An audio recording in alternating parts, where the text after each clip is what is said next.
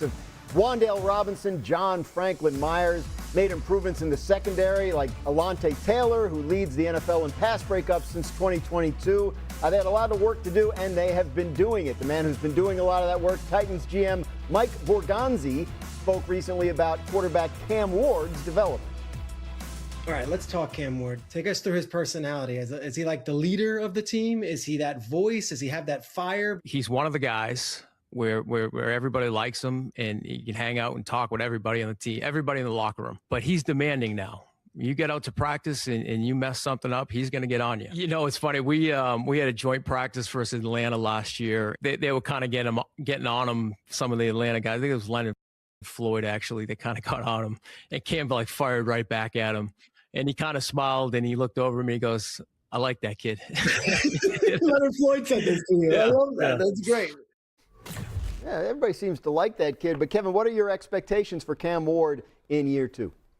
Well, first of all, I have a University of Miami diploma on my wall, so let's just get that out of the way. But even if he went to Florida State or Georgia, anywhere else, I would believe in Cam Ward. And I feel like what the Titans are doing, I'm not saying Super Bowl, but is similar to what the Patriots did this time last year, which is take a roster with a lot of holes and start adding starters. 5, 6 guys, a lot of them just solid starters. Alontae Taylor, Cordell Flott, guys like that. There are difference makers. John Franklin Myers is the type of pass rusher you need for a really good team. But I'm just seeing a floor raising here with Robert Saleh, with Brian Daboll, the offensive coordinator. This is what I want to see for Cam Ward in year two. I think as long as they hit in the draft at 4, I'd go Sonny Styles there. I think you're going to see a much improved division type of winner. Not picking anything, just floating it. Sounded like it might have been. All right, I'll pick it. Fine. Phil, what do you got? Fine. We'll do the drama. I'll pick it. Division champs. Sounded a little like a pick masquerading as all right, let's do it. Perhaps. Yeah, Let's do it. Line is always hard this is to what gauge. you get if you don't watch hoops. You get an AFC South pick on March 19th, and it's Titans. You got a worst to first 6 months in advance of the season. I agree with Kevin. I don't have a Miami degree, so you can trust me about Cam Ward. Very impressed with what I saw from him last season. His accuracy, his ability to create a structure, his decision-making, all excellent. The problem were that the guy on the other side wasn't holding up his end of the bargain. The blockers were not blocking well. The receivers were not catching the ball well. That's what I'm concerned about here, is that there's not that difference maker, that guy who's going to win one-on-one against man coverage, the guy who's going to be the safety valve for Cam Ward. They spent a lot of money on guys who might be helpful. But Wan'Dale Robinson was a gadget guy most of his time with the Giants. Daniel Bellinger's a blocking tight end for a Giants rushing attack that was one of the worst in football during his time there. Austin Schlottman was a backup center on a line that wasn't very good with their starters. They're spending, I believe, $28 million a year on those 3 guys. That gets you an Alec Pierce. That gets you a Tyler Linderbaum. I would have liked to see Tennessee go out and get that one star, that one player they can rely upon in the key role at a Pro Bowl level, and then fill in the blocking tight end and the gadget wide receiver and the marginal center with the draft picks, with the later rounds of free agency. That's what good organizations do. They don't spend premiums to add in positions that aren't necessarily that hard to fill. Well, I'll tell you what, they have the 4th pick in the draft next month, so maybe they can find a star there. Mel Kiper Jr.'s latest mock draft has Tennessee going running back with the 4th overall pick. That would be Notre Dame's Jeremiah Love. Last running back to go in the top 5 was Saquon Barkley in 2018. He was the 2nd overall pick by the Giants.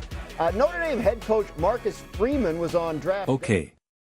Yes, I understand that the idea that there were cleaner moves that the Tennessee Titans could have made necessarily, but the reality is the way how they spent their money. I think they took a really balanced approach of improving both offense and defense combined, obviously with new coaching staff, which I've emphasized a million times, that getting a bigger, more expensive focal point like a Linderbaum or something like that. Yes, there is absolutely undeniably massive value in that. There really is undeniable. But in this moment of time with the Tennessee Titans, what they're trying to bring in and build specifically with Robert Saleh and Brian Daboll, I do think it's different than because again, you could see the Las Vegas Raiders did some of this, and the Las Vegas Raiders have had an awesome off-season. They've had an absolute awesome off-season. They're getting a brand new coach and a brand new quarterback in the same jump in the same transition. Whereas the Tennessee Titans, they already have some snorts, of this loose foundation though that really needs to be reworked in a pretty prominent way. And and that's why I do think that the similarities are more closely, snorts, related to the New England Patriots. And I think the New England Patriots did a great job last off-season of hiring 2 new coaches on both sides of the ball, having some continuity, obviously, of course, with Drake May. I shouldn't say continuity, but continuation of a pre-existing players and adding talent, experienced talent, maybe not the best talent, but experienced talent on both sides of the ball that when you put it all together, you're in a position to have a lot more success and you're able to kind of hit the ground running both on the field and culturally in AAA that I think really helps them out. I think the Las Vegas Raiders because again I feel like you can almost kind of take 2 different paths and they're similar but different. The Las Vegas Raiders have failure kind of baked into this coming season. Like it's okay for them to struggle. It's okay for them to not be great. It's okay if they just win 8 wins even or 9 wins. If you feel like, hey, this Raiders team is pretty good and Clint Kabaku was a good hire and Mendoza was the right pick, like you're feeling pretty good about it. That's not where the Tennessee Titans are right now. That's not the especially because you are bringing in 2 legitimately established coaches. You're bringing in 2 coaches who you should have a ton of belief in that they know how to write their side of the ball. And so when you're trying and if that's the case, I do want to just at this in this moment of time, I want more experienced players. I don't want to try to fill in some of these other key positions in the draft or with some just really cheap talent or something but just have like a main guy like a Linderbaum in that moment as being this anchor. And again, I love that the Raiders went out and got him and praised it. But I do think that the approach the Titans are making still has tremendous value. And that's why when I think what was it Danny on First Things First kind of went off and was like, I don't know what the Titans are doing. They're just getting, they're getting players that Robert Saleh and that Brian Daboll know. And I'm like, yeah, that's awesome. That's a really, really smart approach. What they're looking to do here. So, I personally have no problems with it whatsoever. And I'm mega high on Cam Ward.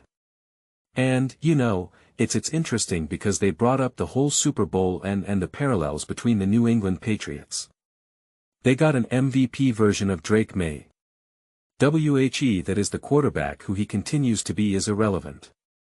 That year they got an absolute elite. I don't care how easy the schedule was. A genuine bona fide elite quarterback. If he was just good or great or just had a really good season and we were like, hey, you showed a lot of growth from last season into this season. The team would be really good. Probably not a Super Bowl contender, but like a good team, a good squad, but like he had his moments, especially against the New England Patriots and whatnot. Like he had his moments, he had his games, he had his plays. If the Titans are to take that leap and be like, all right, the new era of the Tennessee Titans is here.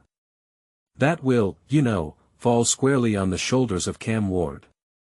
No matter how great of a job Robert Saleh does, Brian Daboll, whether you get Jeremiah Love and all this good stuff, Jeremiah Love starts, breaking rookie records and whatnot, he's rushing for 2,000 yards, like that'll all be amazing and all be incredible and it will obviously be incredibly exciting and you're hoping that happens. But like in terms of legitimately can this team genuinely go from worst to first and be like an actual bona fide Super Bowl contender, it's like.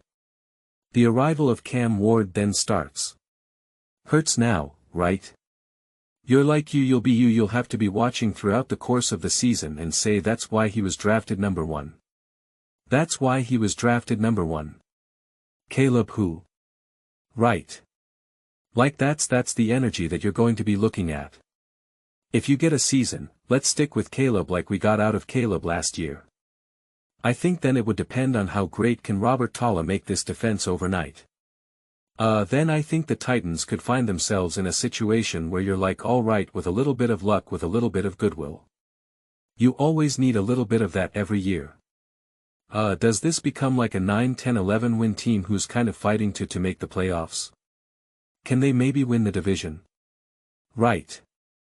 And then you're kind of also relying on like maybe the Jags and the Texans, you know, like you're kind of relying just like the Bears were relying on the Packers kind of sliding and the Minnesota Vikings definitely obviously sliding and the Lions sliding, like, you know, you still need a little bit of that, which is more than on the table, you know, without a doubt. But it's just there's a little bit less of a level of resiliency in that regard. And that's why I think the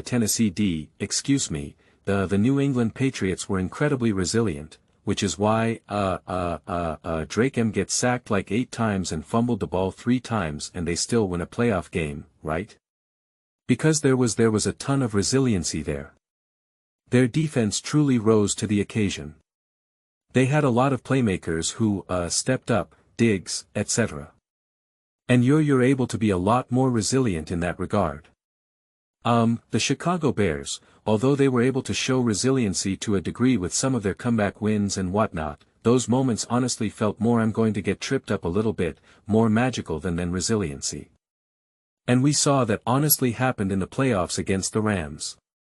We saw the magic, which was spectacular, and then we saw the failure to then execute. And that's a lack of resiliency in that regard. In that moment, there was just kind of a difference. And it's why the New England Patriots, when they won their playoff games, and it was hardly magical by any stretch of the imagination, but it was incredibly resilient, and that's why they were able to win game after game after game and then literally get to the Super Bowl. Now, again, that ran out for them, no doubt, but it doesn't change that. So, when I'm looking at the Tennessee Titans right now and what they can or can't achieve, it's just like I do see multiple avenues and multiple paths as to what this can look like. And to be slightly generic with like, well, it's important for the quarterback like it is really will be like, well, what type of step does Cam Ward take? I believe that this team will look significantly better, significantly more competent, and I support all the moves that they've made, but this is now where it's like Brian Daboll, Cam Ward, what do you have in store? What type of step forward can you take? Can you not only take a step forward but bring a degree of consistency and resiliency that will really make this team a force to be reckoned with? Like at the end of the day, it will be square on their shoulders of like, okay, who is Cam Ward going to be right now? And here's the reality.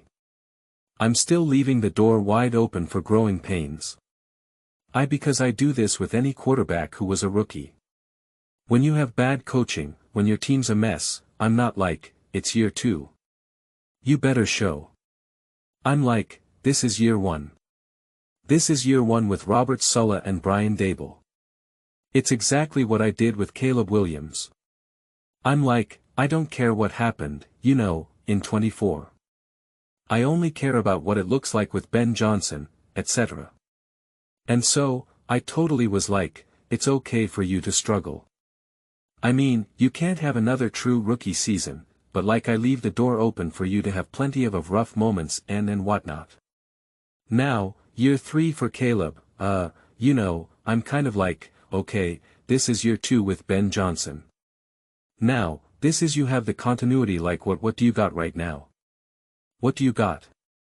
And is why it was so impressive what Drake May was able to do because he had a similar situation. Mess of a team, mess of a roster, mess of coaching, right? So, there's a lot of similarities between these quarterbacks and these franchises, what they did on both off-season ASINs going into year 2 with hiring coaches, getting, you know, trying to surround them with talent, spending money in free agency, etc. So, yeah, I think the draft also of course really matters. Really matters. The hit rate in the draft is it's always fluctuating, but it's always the roll of a dice. But if they can genuinely hit I'll just say 2 players and they don't have to be superstars and obviously you're hoping your first pick is to superstar especially if it's like a Jeremiah Love but like if you just feel like this draft was legit this draft is actually having a positive impact this season then I think then the Tennessee Titans as long as Cam Ward is actually a first overall pick, the guy who you thought you were drafting, then this Tennessee Titans team is legitimately on the table of going worst to first and not in a convenient sense of like, well, there's a bad record and the division is collapsing and this or that. Like it's like no, this team has legitimately had a turnaround on both sides of the ball, and they have a legit quarterback who's going to be their quarterback for the next 10 plus beyond years.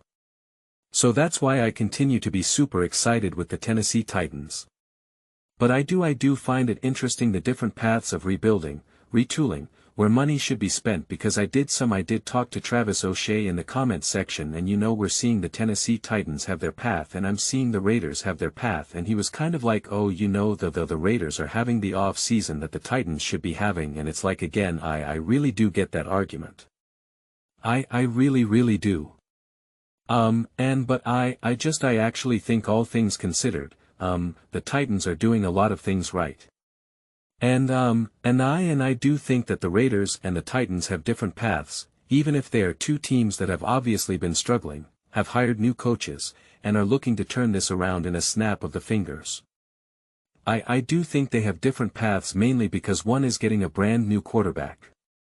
The other one is hiring a brand new coach and a brand new quarterback. There's experience and continuity that the Tennessee Titans have that the Las Vegas Raiders simply do not. So yeah, both. Those teams right now are the two teams that I'm anxious. I'm drooling to watch these teams like legitimately play some games in September. But those are just my thoughts. I'd absolutely love to hear yours. What do you guys all think about Tennessee Titans?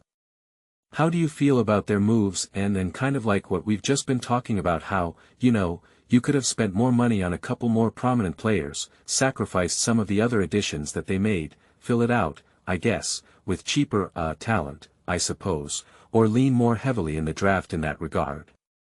Let me know your thoughts. I read every single comment. It's whether you agree with me or disagree with me. Either way, let's get to some discussions. Let's get to some fights, but ultimately, let's just have some fun. Please do consider subscribing. We're building an amazing community here, and I absolutely love to see you part of it. I want to build stuff that we all generally feel connected to.